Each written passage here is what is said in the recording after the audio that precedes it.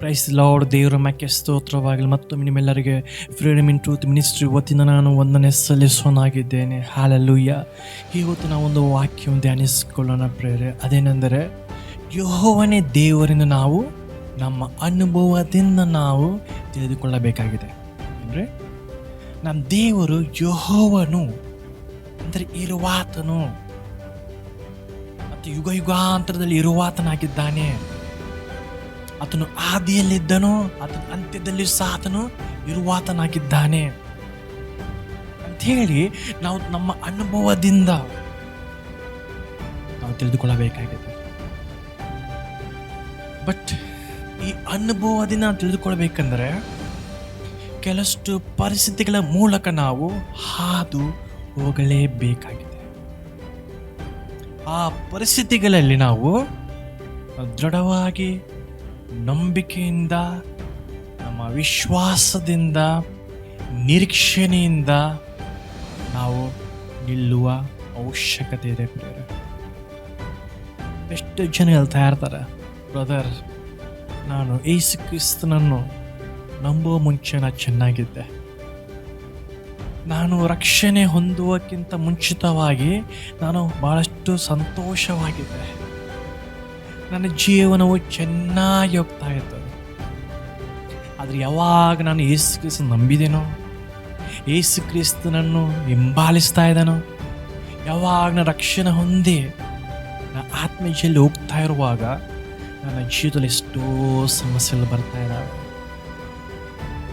ಎಷ್ಟೋ ಕಷ್ಟಗಳು ಬರ್ತಾ ಇದ್ದಾವೆ, ಎಷ್ಟೋ ಬಾಧೆಗಳು ಬರ್ತಾ ಇದ್ದಾವೆ, ಎಷ್ಟೋ ಚಿಂತೆಗೆ ಒಳಗಾಗಿ ನಾನು ಜೀವಿಸ್ತಾ ಇದ್ದೇನೆ. ಎಷ್ಟು ನನ್ನ ಮಿತ್ರನ ಶತ್ರುಗಳಾಗಿ ಮಾರ್ಪಟ್ಟಿದ್ದಾರೆ, ನನ್ನ ಮೇಲೆ ನಿಂದೆಗಳಾಗ್ತಾ ಇದ್ದಾರೆ, ನನ್ನನ್ನು ಅವಮಾನ ಪಡಿಸ್ತಾ ಇದ್ದಾರೆ. ಬಟ್ ಯೇಸು ಕ್ರಿಸ್ತ ನಂಬೋದಕ್ಕೆ ಮುಂಚಿತವಾಗಿ, ನಾನು ರಕ್ಷಣೆ ಹೊಂದೋಕ್ಕಿಂತ ಮುಂಚಿತವಾಗಿ ನಾನು ಚೆನ್ನಾಗಿದೆ ಬ್ರದರ್ ಅಂಥೇಳಿ ಎಷ್ಟೋ ಜನರು ಹೇಳುವುದನ್ನು ನೀವು ಕೇಳಿರಬಹುದು. ಬಟ್ ನೋಡ್ರಿ, ಈ ಪರಿಸ್ಥಿತಿಯಲ್ಲಿ ಬರುವಾಗ ಅದು ನಿಮ್ಮ ತಪ್ಪಲ್ಲ. ಅದು ಪ್ರತಿಯೊಬ್ಬರು ಆ ಪರಿಸ್ಥಿತಿಗಳ ಮೂಲಕ ಹಾದು ಹೋಗಲೇಬೇಕಾಗಿದೆ. ಯಾಕೆಂದರೆ ಆ ಪರಿಸ್ಥಿತಿಗಳ ಮೂಲಕ ಹಾದು ಹೋಗುವಾಗ ನಿನ್ನ ದೇವರು ಯಾರಾಗಿದ್ದಾನೆ ಎಂದು ಹೇಳಿ ನೀವು ಅನುಭವದಿಂದ ತಿಳಿದುಕೊಳ್ಳುವಿರಿ. ಹಲ್ಲೆಲೂಯಾ. ನಿಮ್ಮ ಜೀವಿತದಲ್ಲೇ ಚೆನ್ನಾಗಿ ನಡೆಯುವಾಗ, ಎಲ್ಲವೂ ಸಫಿಷಿಯೆಂಟ್ ಆಗಿರುವಾಗ, ಸಮೃದ್ಧಿಯಾಗಿ ಜೀವಿಸುವಾಗ, ಯಾವ ಸಮಸ್ಯೆ, ಯಾವ ಕಷ್ಟ, ಯಾವ ಚಿಂತೆಗಳಿಲ್ಲದೆ ನಾವು ಜೀವಿಸುವಾಗ ನಿನ್ನ ದೇವರು ಯಾರಾಗಿದ್ದಾನೆ ಅಂಥೇಳಿ ನೀವು ಅನುಭವವನ್ನು ತಿಳಿದುಕೊಳ್ಳಲು ಬಹಳಷ್ಟು ಕಷ್ಟ. ಇದು ಅಸಾಧ್ಯವಾಗಿದೆ. ದೇವರು ಯೆಹೋವನೇ ನೀವು ತಿಳಿದುಕೊಳ್ಳಬೇಕಾಗಿದೆ. ನಿಮ್ಮ ದೇವರು ಯಾರಾಗಿದ್ದಾನೆ ನೀವು ತಿಳಿದುಕೊಳ್ಳುವ ಒಂದು ಅವಶ್ಯಕತೆ ಇದೆ. ಅದಕ್ಕಾಗಿಯೇ ಕೆಲವಷ್ಟು ಪರಿಸ್ಥಿತಿಗಳ ಮೂಲಕ ನಾವೆಲ್ಲರೂ, ನಾನಾಗಿರ್ಬೋದು, ನೀವಾಗಿರ್ಬೋದು, ಯೇಸು ಕ್ರಿಸ್ತ ನಂಬಿಕೆ ಇಟ್ಟವರು ಯಾರೇ ಯಾಕಿರಬಹುದು, ಕೆಲವಷ್ಟು ಪರಿಸ್ಥಿತಿಗಳ ಮೂಲಕ ಅದು ಹೋಗಲೇಬೇಕಾಗಿದೆ. ಉದಾಹರಣೆ ನೋಡ್ರಿ, ಯೆಹೆಜ್ಕೇಲ 30ನೇ ಅಧ್ಯಾಯ 1ನೇ ವಚನ ನಾವು ಈ ರೀತಿಯಾಗಿ ಬರೆಯಲ್ಪಟ್ಟಿದೆ. ನಾನು ಯೆಹೋವನ ಹಸ್ತಸ್ಪರ್ಶದಿಂದ ಪರವಶನಾಗಿರಲು ಆತನು ತನ್ನ ಆತ್ಮದ ಮೂಲಕ ನನ್ನನ್ನು ಒಯ್ದು ಎಲುಬುಗಳಿಂದ ತುಂಬಿದ್ದ ಒಂದು ತಗ್ಗಿನಲ್ಲಿ ಇಳಿಸಿ, ನಾನು ಆ ಎಲುಬುಗಳ ಮಧ್ಯೆ ತಗ್ಗನ್ನು ಬಳಸಿಕೊಂಡು ಬರುವಂತೆ ಮಾಡಿದನು. ಈಗ ತಗ್ಗಿನ ಮೇಲೆಲ್ಲ ತೀರಾ ಒಣಗಿದ ಎಲುಬುಗಳು ಲೆಕ್ಕವಿಲ್ಲದಷ್ಟು ಬಿದ್ದಿದ್ದವು. ಆತನು ನನ್ನ ನರಪುತ್ರನೇ, ಈ ಎಲುಬುಗಳಿಗೆ ಜೀವವು ಬರಬಹುದು ಎಂದು ಕೇಳಿ ನಾನು, ಕರ್ತನಾದ ಯೆಹೋವನೇ ನೀನೇ ಬಲ್ಲೆ ಎಂದು ಉತ್ತರ ಕೊಟ್ಟೆನು. ಆಗ ಆತ ನನಗೆ ಹೀಗೆ ಅಪ್ಪಣೆ ಮಾಡಿದನು, ನೀನು ಎಲುಬುಗಳ ಮೇಲೆ ದೊಣ್ಣೆಯನ್ನು ಹರಡಿ ಅದಕ್ಕೆ ಈ ದೈವೋಕ್ತಿಯನ್ನು ನುಡಿ. ಯಾವ ಜೊತೆ ಮಾತಾಡ್ಬೇಕ್ರಿ? ಈಗ ಮನುಷ್ಯರ ಜೊತೆ ಅಲ್ರೇ, ನೋಡ್ರಿ, ಪ್ರಾಣಿಗಳ ಜೊತೆ ಅಲ್ಲ, ಈ ಪ್ರಕೃತಿ ಜೊತೆಗಲ್ಲ. ಯಾರ ಜೊತೆ ಮಾತಾಡ್ಬೇಕಂತೆ? ಒಣಗಿದ್ದ ಎಲುಬುಗಳ ಜೊತೆಯಲ್ಲಿ ಏನು ಮಾಡಬೇಕು? ನೀನು ಮಾತಾಡಬೇಕು. ಯಾರು ಹೇಳ್ತಾ ಇದ್ದಾರೆ? ಇದು ಯೆಹೋವನು ಹೇಳ್ತಾ ಇದ್ದಾನೆ. ಯಾರಿಗೆ? ಯೆಹೆಜ್ಕೇಲನಿಗೆ. ಆ ಎಲುಬುಗಳು ಯಾರು ಗೊತ್ತಾ ನಿಮಗೆ? ಇಸ್ರಾಯೇಲ್ ಸಂತಾನದವರು. ಯಾರ್ರಿ? ಅವರೆಲ್ಲರೂ ಇಸ್ರಾಯೇಲರ ಸಂತತಿಯಾಗಿದ್ದಾರೆ. ನೋಡಿ ಅವ್ರ ಪರಿಸ್ಥಿತಿ ಹೇಗಿದೆ ಈಗ. ಅವರು ಸತ್ತವರು, ಅವರ ಎಲುಬುಗಳೆಲ್ಲ ಒಣಗೋಗಿ ಬಿಟ್ಟಿದ್ದಾವೆ. ಆ ಪರಿಸ್ಥಿತಿಯಲ್ಲಿ ದೇವರು ಬರ್ತಾ ಇದ್ದಾನೆ. ಓಕೆ, ಯಾವಾಗ ಬರ್ತಾ ಇದ್ದಾನೆ ನೋಡ್ರಿ ದೇವರು? ಅವ್ರು ಸಾಯುವಾಗ ಬರಲಿಲ್ಲ, ಸತ್ತ ನಂತರ ಬರಲಿಲ್ಲ. ಅವರು ಸತ್ತು ಅವರ ಎಲುಬುಗಳೆಲ್ಲ ಒಣಗಿ ಹೋದ ನಂತರ ಅಲ್ಲಿ ದೇವ್ರು ಬರ್ತಾ ಇದ್ದಾನೆ. ಅಲ್ಲಿ ದೇವ್ರು ಬಂದು ಏನು ಹೇಳ್ತಾ ಇದ್ದಾನೆ? ಹೆಚ್ಕೇಲಿ ಏನು ಮಾಡು? ಆ ಎಲುಬುಗಳ ಜೊತೆ ನೀನು ಮಾತಾಡಬೇಕು. To speak dry bones. ದೈವೋಕ್ತಿ ನೀನು ನುಡಿಯಬೇಕು. ನೋಡ್ರಿ ಮುಂದೆ ಏನಾಗ್ತದೆ ನೋಡ್ರಿ. ಆ ಎಲುಬುಗಳ ಮೇಲೆ ಧ್ವನಿಯನ್ನು ಹರಡಿ ಅದಕ್ಕೆ ಈ ದೈವೋಕ್ತಿಯನ್ನು ನುಡಿ, ಒಣಗಿದ ಎಲುಬುಗಳೇ ಯೆಹೋವನ ವಾಕ್ಯವನ್ನು ಕೇಳಿರಿ. ಕರ್ತನಾದ ಯೆಹೋವ ನಿಮಗೆ ಹೀಗೆ ಹೇಳುತ್ತಾನೆ. ಯಾವ ರೀತಿ ಮಾತಾಡ್ಬೇಕಿರಿ ಈಗ ನೋಡಿ? ದೇವರು ಪ್ರವಾದಿಯ ಮುಖಾಂತರವಾಗಿ ಆ ಎಲುಬುಗಳ ಜೊತೆ ಮಾತಾಡ್ತಾ ಇದ್ದಾನೆ. ನೋಡಿ ಏನಂತ ಇದ್ದಾನೆ? ಹೀಗೂ ನಾನು ನಿಮ್ಮೊಳಗೆ ಶ್ವಾಸವನ್ನು ಹೋಗಿಸುವೆನು, ನೀವು ಬದುಕುವಿರಿ. ನಾನು ನಿಮ್ಮ ಮೇಲೆ ನರಗಳನ್ನು ಹಬ್ಬಿಸಿ ಮಾಂಸವನ್ನು ಹರಡಿ ಚರ್ಮವನ್ನು ಹೊದಿಸಿ ನಿಮ್ಮಲ್ಲಿ ಶ್ವಾಸವನ್ನು ತುಂಬುವೆನು. ಆಗ ನೀವು ಬದುಕಿ ನಾನೇ ಯೆಹೋವನೆಂದು ನೀವು ತಿಳಿದುಕೊಳ್ಳುವಿರಿ. Hallelujah, thank you Jesus. ನೋಡ್ರಿ, ದೇವರು ಯಾವ ಒಂದು ಸಮಯದಲ್ಲಿ ಬರ್ತಾ ಇದ್ದಾನೆ ನೋಡ್ರಿ. ಓಕೆ, ನೋಡಿ ಇದೆಲ್ಲ ಯಾಕೆ ಆಗ್ಬೇಕ್ರಿ?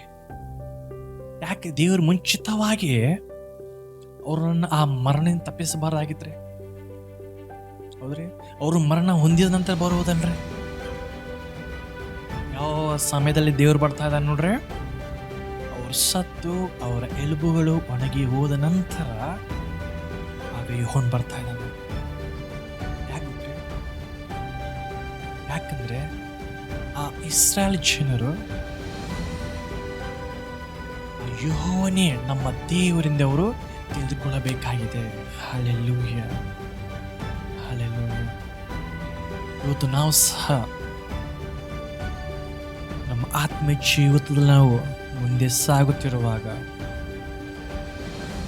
ನಾವು ಈ ಒಂದು ಪರಿಸ್ಥಿತಿ ಮೂಲಕ ಹಾದು ಹೋಗಬೇಕಾಗಿದೆ. You have to become dry bones. ಏನ್ರಿ, ನಾವೇನಾಗಬೇಕು? ಒಣಗಿದ ಎಲುಬುಗಳು ಹೇಗಿರ್ತಾವೆ ನೋಡಿದ್ರ ನೀವು? ಅದರಲ್ಲಿ ಶ್ವಾಸ ಇರೋದಿಲ್ಲ, ಅದರಲ್ಲಿ ಜೀವವಿರುವುದಿಲ್ಲ, ಅದರಲ್ಲಿ ಮಾಂಸ ಇರುವುದಿಲ್ಲ, ಅದರಲ್ಲಿ ನರಗಳಲ್ಲಿ ಇರುವುದಿಲ್ಲ. ಒಣಗಿ ಹೋಗಿರ್ತಾವ್ರೆ ಅವು. ಅದೇ ರೀತಿಯಾಗಿ ನಮ್ಮ ಜೀವಿತದಲ್ಲಿ ಸಹ ಸಮ್ಟೈಮ್ಸ್ ನಾವು ಈ ಪರಿಸ್ಥಿತಿ ಮೂಲಕ ಹಾದು ಹೋಗಬೇಕಾಗಿದೆ. ಒಣಗಿ ಹೋದ ಎಲುಬುಗಳ ಸಮಾನ ನಮ್ಮ ಆತ್ಮೀಯ ಜೊತೆ ಕೆಲಸ ಪರಿಸ್ಥಿತಿಗಳ ಮೂಲಕವಾಗಿ ನಾವು ಹಾದು ಹೋಗಬೇಕಾಗಿದೆ ಪ್ರೇರೆ. ಹಲ್ಲೆಲೂಯಾ. ಎಷ್ಟೋ ಸಲ ನಿಮ್ಮಲ್ಲಿ ಪ್ರಶ್ನೆ ಬರ್ತಾನೆ, ನಾ ಯಾವ ತಪ್ಪು ಮಾಡಿದ್ದೇನೆ? ಯಾಕೆ ನನಗೆ ಇಷ್ಟು ಕಷ್ಟಗಳು ಬರ್ತಾ ಇದ್ದಾವೆ? ಯಾಕೆ ನನಗೆ ಸಮಸ್ಯೆಗಳು ಬರ್ತಾ ಇದ್ದಾವೆ? ನಾನು ಮುಂದೆ ಇರುವಷ್ಟು ನನ್ನ ಸ್ನೇಹಿತರು, ನಮ್ಮ ಸಂಬಂಧಿಕರು ಎಷ್ಟು ಚೆನ್ನಾಗಿ ಜೀವನ ಮಾಡ್ತಾ ಇದ್ದಾರೆ, ಸಂತೋಷವಾಗಿ ಜೀವನ ಮಾಡ್ತಾ ಇದ್ದಾರೆ. ಬಟ್ ಯಾಕೆ ನನ್ನ ಜೀವಿತ ಯಾಕೆ ಹೀಗಿದೆ? ಯೇಸು ಕ್ರಿಸ್ತ ನಂಬಿದ ನಂತರ ಸಮಸ್ಯೆಗಳ ಮೇಲೆ ಬರ್ತಾ ಇದೆ, ಕಷ್ಟಗಳ ಮೇಲೆ ಕಷ್ಟಗಳು ಬರ್ತಾ ಇದೆ. ನಾನು ಏನು ತಪ್ಪು ಮಾಡಿದ್ದೇನೆ? ನಾನು ಯಾವುದೋ ತಪ್ಪು ಮಾರ್ಗವನ್ನು ಆರಿಸಿಕೊಂಡಿದ್ದೇನಾ? ಇಂಥ ಪ್ರಶ್ನೆಗಳು ನಮ್ಮಲ್ಲಿ ಬರುವುದು ಸಹಜ. ಬಟ್ ಒಂದು ವಿಷಯ ನಾನು ನಿಮ್ಗೆ ಹೇಳಿಕ್ಕೆ ಬಯಸ್ತಾ ಇದ್ದೇನೆ. ನೀವು ಯೇಸು ಕ್ರಿಸ್ತ ನಂಬಿದ ನಂತರ ನೀವು ಆತ್ಮೀಯ ಜೀವಿತದಲ್ಲಿ ಮುಂದೆ ಸಾಗುತ್ತಿರುವಾಗ ನಿಮ್ಗೆ ಎಷ್ಟು ಸಮಸ್ಯೆಗಳು ಬರ್ತಾ ಇದ್ದಾವೋ ಅದು ನಿಮಗೆ ಒಳ್ಳೆಯದಾಗಿದೆ. ಹಲ್ಲೆಲೂಯಾ. ಯಾಕೆ ಗೊತ್ತರೆ? ಸಮಸ್ಯೆಗಳು ಬರುವಾಗ ನಿನ್ಗೆ ಗೊತ್ತಾಗುತ್ತೆ ನಿನ್ನ ದೇವರೆಷ್ಟು ಶಕ್ತಿ ಉಳ್ಳ ದೇವರಾಗಿದ್ದಾನೆ ಅಂತ. ಹಲ್ಲೆಲೂಯಾ. ನಿಮಗೆ ಸಮಸ್ಯೆಗಳು ಬರುವಾಗ ಗೊತ್ತಾಗುತ್ತದೆ ನಮ್ಮ ದೇವರು ನನ್ನ ದೇವರಿನ ದೇವರು ನಮ್ಮನ್ನೆಷ್ಟು ಪ್ರೀತಿಸುತ್ತಿದ್ದಾನೋ ಅಂತೇಳಿ ನಮ್ಗೆ ಗೊತ್ತಾಗುತ್ತೆ. ಅಲ್ಲಿ ಸಮಸ್ಯೆಗಳು ಬರುವಾಗ ಗೊತ್ತಾಗುತ್ತದೆ ನಮ್ಮ ದೇವರು ಆ ಸಮಸ್ಯೆ ನಮಗೆ ಬಿಡಿಸಲು ಎಷ್ಟು ಶಕ್ತಿ ಇದೆ ಆತನಿಗೆ. ಆತನ ಏನೇನು ಮಾಡಬಲ್ಲ, ಆತನ ಸಾಮರ್ಥ್ಯವೇನಿದೆ, ಆತನ ಬಲವೇನಿದೆ, ಆತನ ಶಕ್ತಿ ಏನಿದೆ ನಮ್ಗೆ ಗೊತ್ತಾಗುತ್ತದೆ ಪ್ರೇರೆ. ಹಲ್ಲೆಲೂಯಾ. ಸಮಸ್ಯೆಯಲ್ಲಿ ಬರದೆ ಹೋದರೆ ನಿನ್ನ ದೇವರ ಶಕ್ತಿಯನ್ನು ನಿನ್ನ ಜೀವಿತದಲ್ಲಿ ಅನುಭವಿಸ್ಲಿಕ್ಕೆ ಸಾಧ್ಯವಿಲ್ಲ. ಯು ಮಸ್ಟ್ ಗೋ.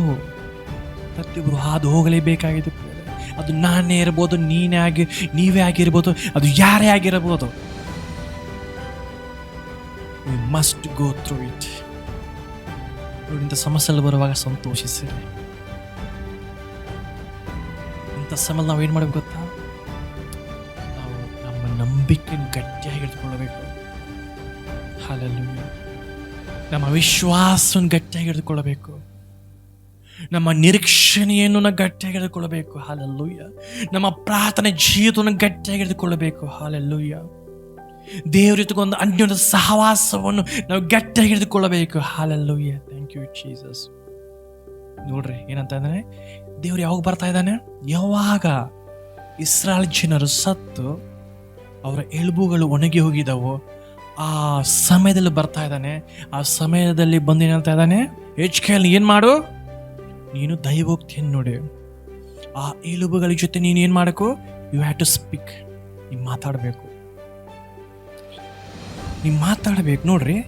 ಈ ರೀತಿಯಾಗಿ ಎಜ್ಕೇಲ್ ಆ ದೈವೋಕ್ತಿಯನ್ನು ಮಾತಾಡುವಾಗ ಏನಾಗುತ್ತದೆ ನೋಡ್ರಿ, ನನಗೆ ಅಪ್ಪಣೆಯಾದಂತೆ ನಾನು ಆ ದೈವೋಕ್ತಿಯನ್ನು ನುಡಿತಿರಲು ಸದ್ದಾಯಿತು.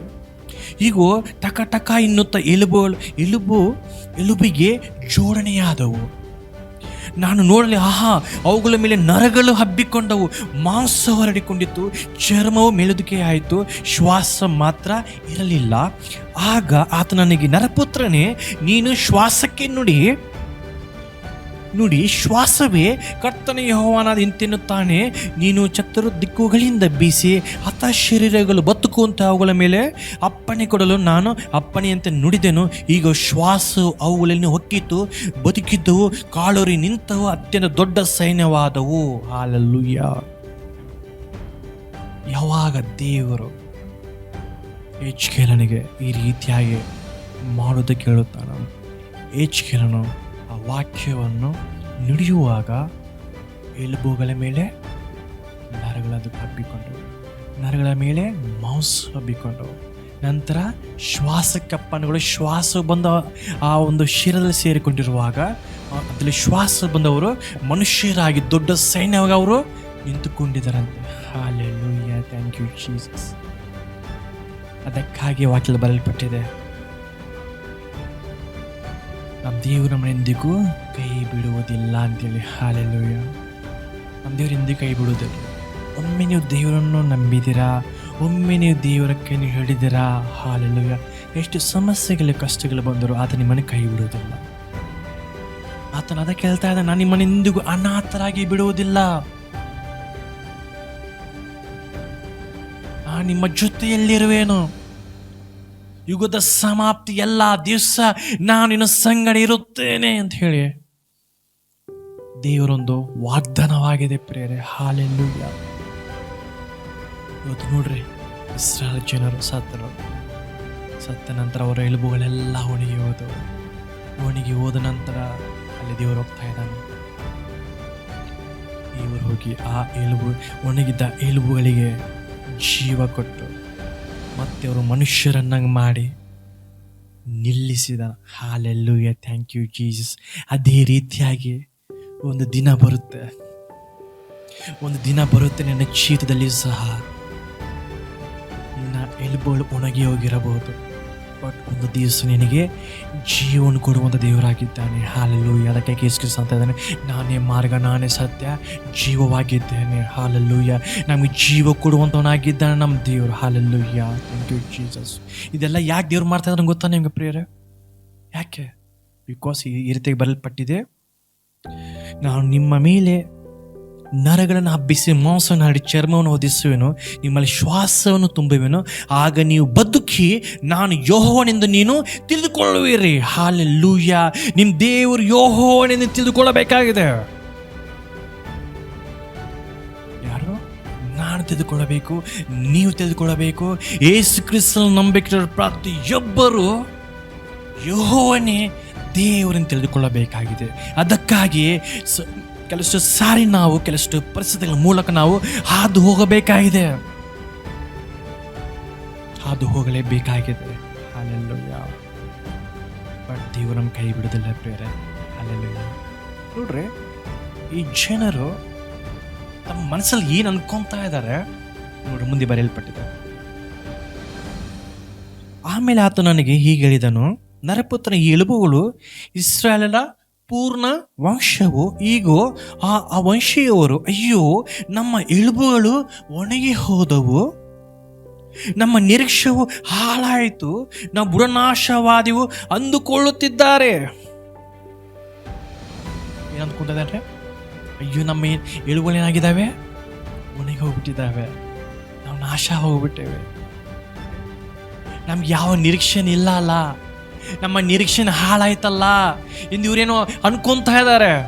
ಅದಕ್ಕಾಗಿ ನೀನು ಹೋಗಿ ಇವ್ರೇನು ಮಾಡು, ಎಬ್ಬಿಸು, ಅವ್ರಿಗೆ ಜೀವ ಕೊಟ್ಟು ಎಬ್ಬಿಸು, ದೊಡ್ಡ ಸೈನ್ಯವನ್ನಾಗಿ ಮಾಡಿ ಅವ್ರು ನಿಲ್ಲಿಸು ಅಂತ ಹೇಳಿ ದೇವರು ಹೆಚ್ಕೇಲನಿಗೆ ದೈವೋಕ್ತಿಯನ್ನು ನೀಡಿದನು. ಈ ರೀತಿಯಾಗಿ ಹೇಳುವಾಗ, ಹೆಚ್ಕೇಲ್ ನುಡಿಯುವಾಗ ಅವರಲ್ಲಿ ಜೀವ ಬಂದು, ಶ್ವಾಸವು ಬಂದು, ಅವರು ದೊಡ್ಡ ಸೈನ್ಯವಾಗಿ ನಿಂತ್ಕೊಂಡ್ರು ಬಿಟ್ರಂತೆ. ಹಲ್ಲೆಲೂಯಾ. ನೋಡ್ರಿ, ಪ್ರತಿಯೊಬ್ಬರ ಪರಿಸ್ಥಿತಿ ಹೀಗೆ ಇರ್ಬೋದು. ಬಟ್ ಒಂದು ವಿಷಯ ಹೇಳಿ ಬಯಸ್ತಾ ಇದ್ದಾನೆ, ಬೆಟ್ಟ ಗುಡ್ಡಗಳು ಕದಲಿ ಹೋದಾವು, ಆತನ ಕೃಪೆಯೆಂದಿಗೂ ನಮ್ಮನ್ನು ಕೈ ಬಿಡುವುದಿಲ್ಲ. ಹಲ್ಲೆಲೂಯಾ. ನಮ್ಮನ್ನು ಬಿಟ್ಟು ಹೋಗೋದಿಲ್ಲ ಪ್ರಿಯರೇ. ಹಲ್ಲೆಲೂಯಾ. ಯಾಕೆ ಗೊತ್ತಾ? ದೇವರು ನನ್ನನ್ನು ಪ್ರೀತಿಸಿದ್ದೇನು ಗೊತ್ತಾ? ತನ್ನ ಶಾಶ್ವತ ಪ್ರೀತಿಯಿಂದ ಆತ ನನ್ನನ್ನು ಪ್ರೀತಿಸಿದ್ದಾನೆ ಪ್ರಿಯರೇ. ಎಂಥ ಪ್ರೀತಿ ಗೊತ್ತಾ ಇದು? ಶಾಶ್ವತ ಪ್ರೀತಿ ಅಂದರೆ ಅದು ಎಂದಿಗಿರುವಂಥ ಪ್ರೀತಿ, ಅದಕ್ಕೆ ಅಂತ್ಯವೇ ಇಲ್ಲ, ಅದು ಬಿದ್ದು ಹೋಗುವಂಥ ಪ್ರೀತಿ ಅಲ್ಲ. ಲೋಕದ ಪ್ರೀತಿ ಬಿದ್ದು ಹೋಗೋದು, ಬಟ್ ದೇವರ ಪ್ರೀತಿ ಎಂದಿಗೂ ಬಿದ್ದು ಹೋಗೋದಿಲ್ಲ. ಹಲ್ಲೆಲೂಯಾ. ಅದಕ್ಕಾಗಿ ಒಂದು ವಿಷಯನ ಹೇಳಿ ಬಯಸೋದೇನೆಂದರೆ, ಇವತ್ತು ನೀವು ಒಣಗಿದ ಎಲುಬುಗಳ ಒಂದು ಪರಿಸ್ಥಿತಿ ನಿಮ್ಮ ಜೀವಿತದಲ್ಲಿ ಬಂದಿರಬಹುದು. ಯಾವುದೊಂದು ನಿರೀಕ್ಷಣೆ ಇಲ್ಲದ ಒಂದು ಪರಿಸ್ಥಿತಿ ನಿಮ್ಮ ಜೀವಿತದಲ್ಲಿ ಬಂದಿರಬಹುದು. ಯೇಸು ಕ್ರಿಸ್ತನ ನಂಬಿದ ನಂತರ ಆತ್ಮಜೀವನವು ನೀವು ಮುಂದೆ ಸಾಗುತ್ತಿರುವ ಎಷ್ಟೋ ಕಷ್ಟಗಳ ಜೊತೆಲಿ ಬಂದಿರಬಹುದು, ಎಷ್ಟೋ ಹೋರಾಟಗಳು ಬಂದಿರಬಹುದು, ಎಷ್ಟೋ ದೊಡ್ಡ ರೋಗಗಳು ನಿಮ್ಮ ಜೀವಿತದಲ್ಲಿ ಬಂದಿರಬಹುದು, ಎಷ್ಟು ಅವಮಾನಗಳು, ನಿಂದೆಗಳು ನಿಮ್ಮ ಜೀವಿತದಲ್ಲಿ ಬಂದಿರಬಹುದು. ಎಲ್ಲ ಒಣಗಿದ ಎಲುಬುಗಳಿಗೆ ಸಮಾನ. But never loose hope. Hallelujah. ಯಾವಾಗಲೂ ಆ ದೇವರ ನಿರೀಕ್ಷೆಯನ್ನು ಕಳೆದುಕೊಳ್ಳಬೇಡ್ರಿ. ಇವ್ರೇನು ಅನ್ಕೊಂತ ಇದ್ದಾರೆ ನೋಡ್ರಿ, ನಮ್ಮ ನಿರೀಕ್ಷೆಯು ಹಾಳಾಯ್ತಲ್ಲ ಎಂದು ಅನ್ಕೊಂತ ಇದ್ದಾರೆ ಅವರು.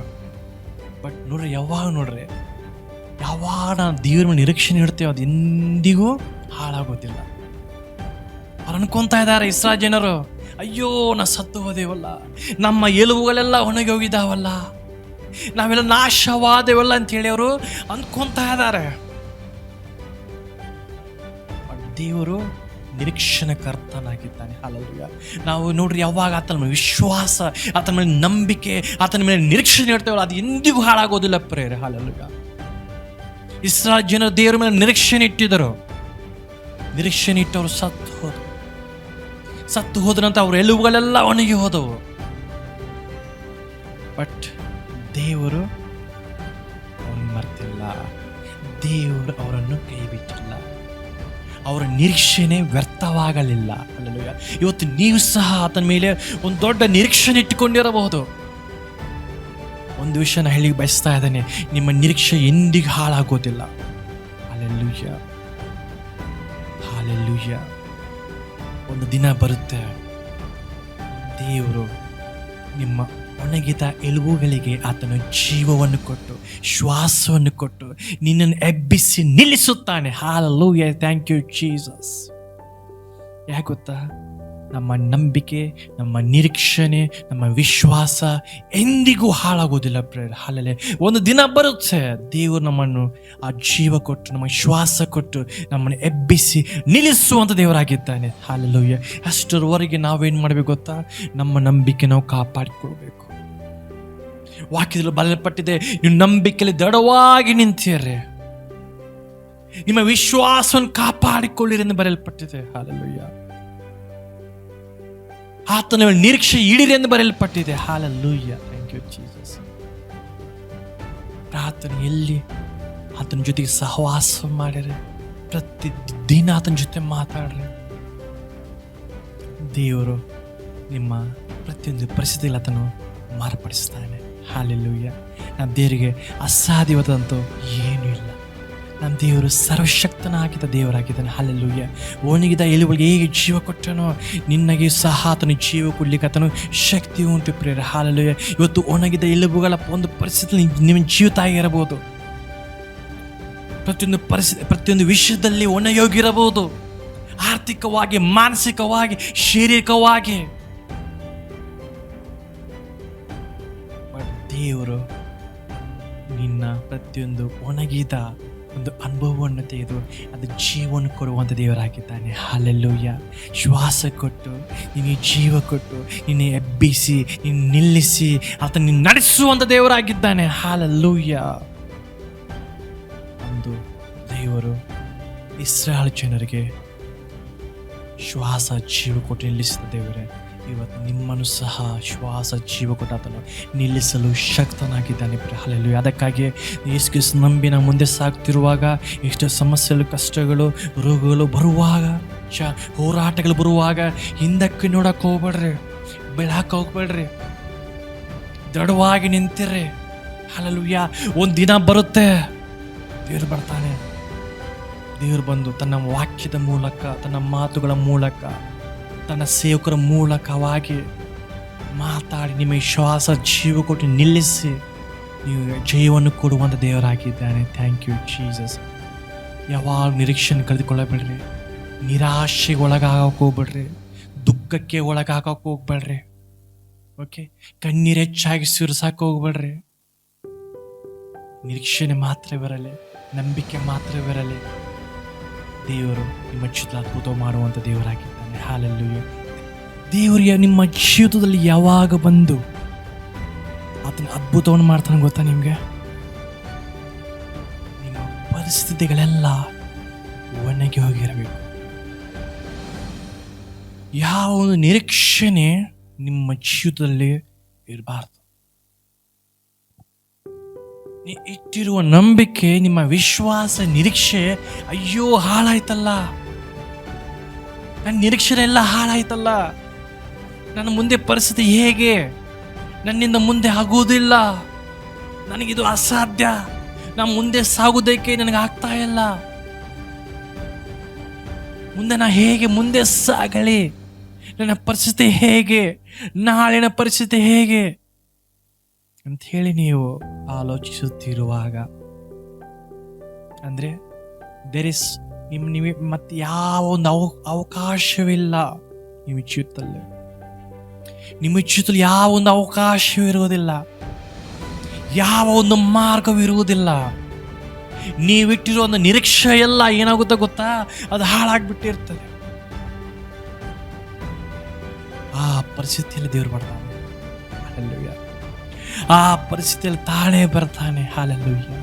ಆ ಪರಿಸ್ಥಿತಿಯಲ್ಲಿ ಬಂದು ಏನಂತಾನೆ ದೇವರು? ಎಸ್, ನಾನು ಯೆಹೋವನು, ನಾನಿನ್ನ ದೇವರಾಗಿದ್ದೇನೆ. ಸೊ ನಾನು ನಿನಗೇನು ಕೊಡ್ತೇನೆ? ನಿನಗೆ ಶ್ವಾಸ ಕೊಡ್ತೇನೆ, ನಾನು ನಿನಗೆ ಜೀವ ಕೊಡ್ತೇನೆ. ಸಾಕು, ಇಷ್ಟು ದಿವಸ ನೀನು ಕಷ್ಟಪಟ್ಟಿಯ, ಸಾಕು. ಇಷ್ಟು ದಿವಸ ನೀನು ಎಷ್ಟೋ ಸಮಸ್ಯೆಗಳ ಮೂಲಕವಾಗಿ ಹಾದು ಹೋಗಿದ್ದೀಯಾ, ಎಷ್ಟೋ ಹೋರಾಟಗಳ ಮುಖಾಂತರ ನೀನು ಹಾದು ಹೋಗಿದ್ದೀಯಾ, ಎಷ್ಟೋ ರೋಗಗಳನ್ನು ನೀನು ಅನುಭವಿಸಿದ್ದೀಯಾ, ನಿಂದೆಗಳ ಅವಮಾನಗಳು ಅನುಭವಿಸಿದ್ದೀಯಾ.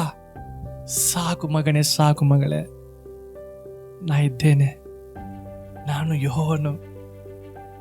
ನಿನ್ನ ಪರಿಸ್ಥಿತಿಗಳು ಒಣಗಿ ಹೋಗಿರಬಹುದು, ಬಟ್ ನಾನು ಯುಗ ಯುಗಾಂತದಲ್ಲಿ ಇರುವಾತನಾಗಿದ್ದೇನೆ. ನನ್ನ ಆದಿಯು ಅಂತ್ಯವಿಲ್ಲದ ದೇವರಾಗಿದ್ದೇನೆ. ನನಗೆ ಅಂತ್ಯವಿಲ್ಲ, ನನಗೆ ಆದಿಯೂ ಇಲ್ಲ. ಆದಿಯ ಅಂತ್ಯವನ್ನು ನಾನು ತಿಳಿಸುವ ದೇವರಾಗಿದ್ದೇನೆ ಅಂತ ಹೇಳಲ್ಲ. ಆ ಸಮಯದಲ್ಲಿ ಬಂದು ದೇವರು ನಮಗೆ ಜೀವನ ಕೊಡುವಂಥ ದೇವರಾಗಿದ್ದಾನೆ. ತನ್ನ ಶ್ವಾಸವನ್ನು ಕೊಡುವಂಥ ದೇವರಾಗಿದ್ದಾನೆ. ಅಂಥ ಸಮಯದಲ್ಲಿ ಬಂದು yes, I am the God, I am your God ಅಂತ ಹೇಳಿ ನಮ್ಮನ್ನು ಎಬ್ಬಿಸಿ, ನಿಲ್ಲಿಸಿ, ನಡೆಸುವಂಥ ದೇವರಾಗಿದ್ದಾನೆ. Thank you Jesus. ಆ ಸಮಯಕ್ಕಾಗಿ ನಾವೆಲ್ಲರೂ ಕಾದಿರಬೇಕಾಗಿದೆ.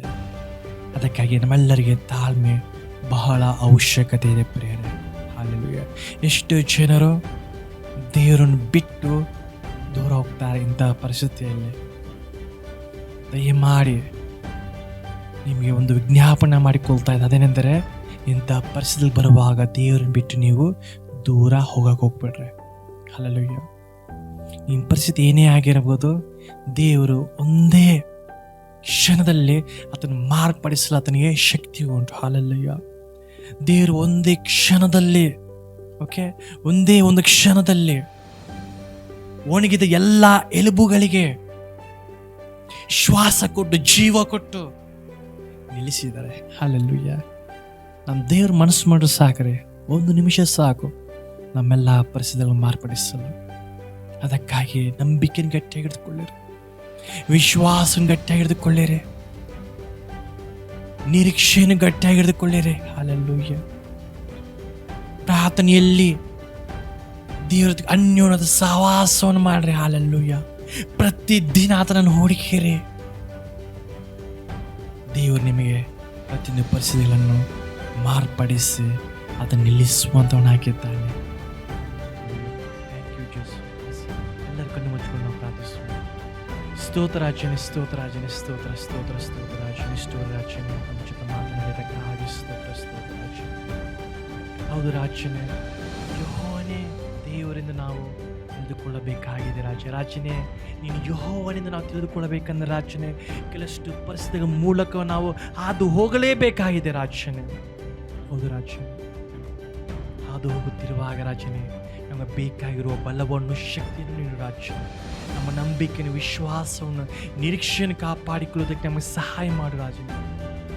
ನಿರಾಶಕ್ಕೆ ಒಳಗಾಗದೆ, ದುಃಖಕ್ಕೆ ಒಳಗಾಗದೆ ರಾಜನೇ, ನಾವು ಬಲಹೀನರಾಗಿ ಜೀವಿಸದ ರಾಜನೇ, ನಾವು ಕುಗ್ಗಿ ಹೋಗದೆ ರಾಜನೇ, ನಿನ್ನ ಮೇಲೆ ನಂಬಿಕೆ, ನಿರೀಕ್ಷೆ, ವಿಶ್ವಾಸವಿಟ್ಟು ರಾಜನೇ ಮುಂದೆ ಸಾಗುವಂತೆ ನಮಗೆ ಸಹಾಯ ಮಾಡಬೇಕಾಗಿದೆ. ಯೇಸುವಿನ ಉದ್ಧಾರ ನಾವು ಮೊದಲು ಬೇಡ ಹೊಂದಿದ್ದೇವೆ ತಂದೆ. Amen. Thank you. God bless you.